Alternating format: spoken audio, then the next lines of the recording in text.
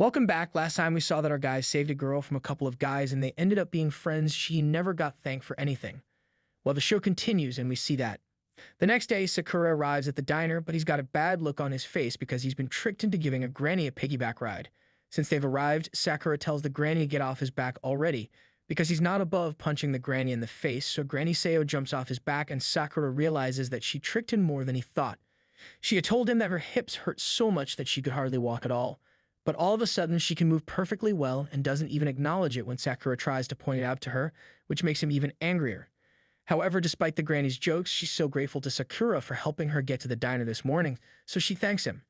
Sakura still isn't used to being thanked for things, so he starts blushing again and wants to leave to save himself some embarrassment, but before he can go, Tachibana calls him back because she has something special just for him. She offers him a full breakfast for free since his entrance ceremony with Furin will take place today. But now that she thinks about it, the ceremony doesn't start until 12 o'clock, but Sakura is already dressed for it and it's only 10 o'clock. This gives her perfect ammunition to tease Sakura some more about being excited about visiting Furin, but he denies it and says he just went for a walk today. Takabana doesn't blame him for being excited, since she knows there are a lot of interesting people for Sakura to meet there, but moments later the front door swings wide open and Nair walks in, or rather faceplants into the room. After picking himself up from the floor, he shows everyone his brand new Furin uniform, but Sakura points out that he forgot to take the tags off the clothes. Neria then starts rolling around on the floor trying to get the tags off his back, and Sakura can't believe that a guy as clumsy as him is going to Furin as well, but Neria takes offense and says that he's never seen Sakura before, so he must be from out of town, which is true, but it's not like it matters where he's from. Another thing Neria scrutinizes is the way Sakura's hair and eyes look. But while Sakura was expecting him to call him disgusting or something, he actually just thinks his hair is turning white because of stress. Tachibana finds the whole thing funny, so she acts as an intermediary and introduces them to each other. She explains that Sakura just moved into town yesterday, but Neria still has no idea who Sakura is, so he takes a look at his top-secret book of names, and according to it, Sakura is a complete nobody. Sakura is about to throw his hands up, but Tachibana tells him that Neria doesn't mean any harm, he just acts like that sometimes. Neria goes on to warn Sakura that Furin is a normal school, not to be taken lightly. The students here have stood up for the locals and chased away evil troublemakers, so all the new students look up to them. Still, it makes enough sense to him why Sakura, who has no ties to this town, would want to go to school here. Sakura replies that he's here to take the top spot if you're an academy. He thinks it's cool that they protect the city, and he knows that there are a lot of strong guys there too, so he would be satisfied if he knew that he was the strongest among them. Neria thinks that he shouldn't set goals for himself that he can't achieve, because if he does, the stress will make him go bald. Sakura has had enough of Neria's antics, so he tells him to get ready because they're about to throw hands. Neria doesn't like the sound of that, so he makes an excuse and has to leave. Later, as Sakura is leaving, he is thinking about what Tachibana told him when his way is blocked by a surprise tray of baked goods. The baker offers them to him for free, but Sakura is confused as to why he gets such an offer for no reason. They say it's their way of giving something back to the Furin kids for being so helpful, and they want Sakura to have the bread because he single-handedly stopped the troublemakers the day before, so it's the least they could do. Once again, Sakura can't handle being thanked for anything, so he tries to refuse, saying he's not hungry, but the bakers insist and give him the bread anyway, so he can eat it for lunch today. And they weren't the only ones to offer Sakura free stuff. After all the thanks from the townspeople, it looks like Sakura just spent a week shopping. It still doesn't click in Sakura's brain that some people are only nice when you help them, so he thinks that this town must be really messed up, but then again, maybe he just assumed that they would never treat him like a member of the community. He thinks about it for a moment, but is then startled by a girl calling out from behind him, saying she needs his help.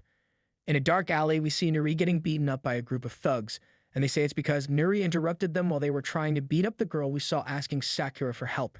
The situation is pretty similar to what happened with Sakura the day before, but the only difference is that Nuri interfered because he knows damn well that he can't handle a one-on-one fight, let alone a one-on-five fight. The leader of the boys calls Nuri pathetic for losing a fight so easily, but he'll leave now since there's nothing left for him to gain by being here. But Nuri won't let him go for some reason and grabs his shirt. The guy thinks it's just sad now that Nuri has no chance to take him down. But if he keeps being annoying like this, he'll have to take this fight seriously and beat Nuri to a pulp. Nuri refuses to give up and starts reciting the Furin school motto to purge all evil, as if he thinks it will give him a power-up. But we all know that power-ups only come from flashbacks when the bully is about to knock him out so he can't bully them anymore. But before the hammer fist comes down on Nuri's head, he's saved by Sakura, who comes flying in the kick to the face. Nuri doesn't understand why Sakura would come here to save him when they barely know each other. But Sakura isn't here because he wants to save him, he just really hates people who like to pick on the weak in large groups, so he'll take care of them. Nuri tries to warn him not to get involved since he can't possibly take on 5 guys at once, but moments later the 5 guys are all laid out on the ground and Sakura is still standing. Nuri is amazed by the strength Sakura possesses and thanks him for saving him just now, but he apologizes because Sakura must be disappointed in him. Sakura has no real feelings on the matter, but he tells Nuri to know what he is capable of handling before he gets himself into fights out of nowhere. Nuri gives his backstory of how he used to get bullied a lot in middle school, but then one day he was saved by someone from Furin. Normally, he would only be afraid of someone like that, but at that moment, he thought the guy looked really cool. He wanted to be just like that guy, which is why he came to Furin, but he is still such a loser. Sakura thinks for a moment and realizes that he may have judged Nuri a little too harshly at first. He may not be much of a fighter, but he still had the courage to help someone in trouble and not back down from a fight. At least in Sakura's books, that makes him a decent guy. The girl from earlier comes running over to see if Nuri is okay, and since he doesn't want to be seen crying, he says he's fine. The girl is grateful to him for stepping in to save her when those guys started harassing her, and also to Sakura for helping to save Nuri when she asked. Once again, Sakura is embarrassed to be thanked, so he tries to leave, but Nuri calls in and pulls out his top-secret book so he can start writing down everything there is to know about Sakura. From his height to the type of girl he likes, Sakura doesn't appreciate having his information documented like this, so he slaps Nuri on the head, but Nuri says he only did it because he enjoys collecting data on people he looks up to. And that makes Sakura let him hang around since he's not that bad. Nuri might not be of much use in a fight, but he is sure that he can help Sakura by showing her around the city since he is new here. But for now, they have to go to the school because the entrance ceremony is about to start. After that, he and Nuri finally arrive at the school and Nuri is excited to check the class lists to see which class he'll be in. Luckily, he and Sakura are in the same class as well as a bunch of other people he looks up to, but has never really talked to. Sakura tells him to stop worrying about who will be in the same class as him because in the end, it doesn't matter. But after Nuri takes another look at the class lists, he sees something that takes the color out of his face. As they walk up the stairs to the classroom, Nuri asks Sakura to try to be friendly with the people in the class so he doesn't cause any problems, but there's no way he's going to give her to anyone, for no reason. Nuri just wants him to show everyone that he means no harm since he is from out of town and might not be accepted right away. But Sakura is already warming up for a fight, which is exactly what Nuri does not want him to do. One wrong move and the whole class might see him as an enemy of Furin, which would turn the whole school against him. But Sakura doesn't see a problem with that, since he came here to get to the top of the school, so it wouldn't matter to him if everyone would turn on him at once. When they enter the classroom, there's a whole spectrum of students, including one in the back doing chin-ups.